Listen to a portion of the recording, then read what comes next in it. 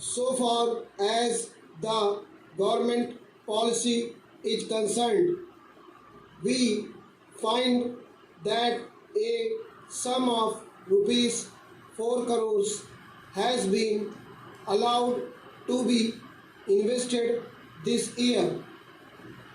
We do not know how it is to be used up.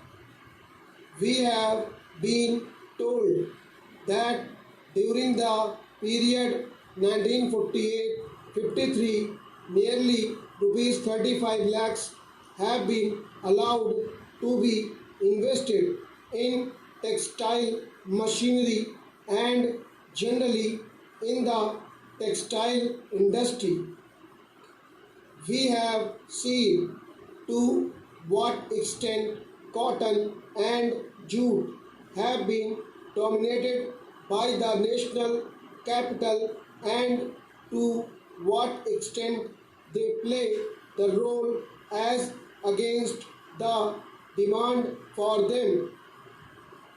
We know further what the government is doing in regard to these industries and how the Indian counterpart in these industries are behaving. Then why this further penetration of foreign capital?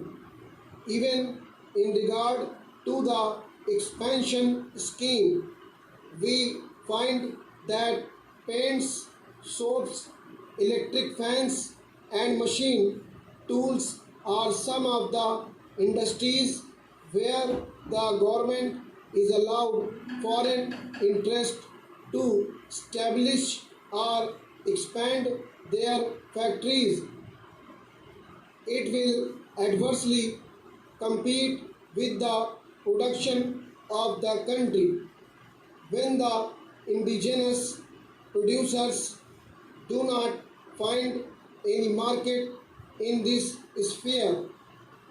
Therefore, we have got to see to what extent the capital issue has been regulated by this government and particularly by the finance department so that the national well-being of the country could be guaranteed. Then we have got to look into the fact as to how far the new industries are allowed to function. So far as the oil refineries are concerned, some of them have been established and some more are going to be established very soon. In the control of the administration, the Indians have no share. There are only preference shareholders and they have no voice in the management. So far as the administrative aspect in this industry is concerned, the most important part of it is the technical know-how. They do not guarantee that they will train the Indians. That means they say even after 20 years we will have to face the problem of the know-how in respect of the oil refineries. I do not know why the government are showing softness to foreigners in this matter. Then we have another investment in collaboration with the Indian chemical industries for the manufacture of civil explosives.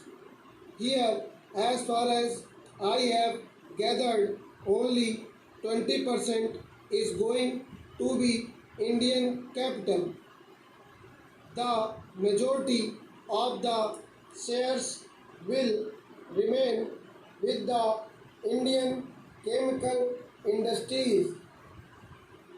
Nobody else has been allowed to make any investment.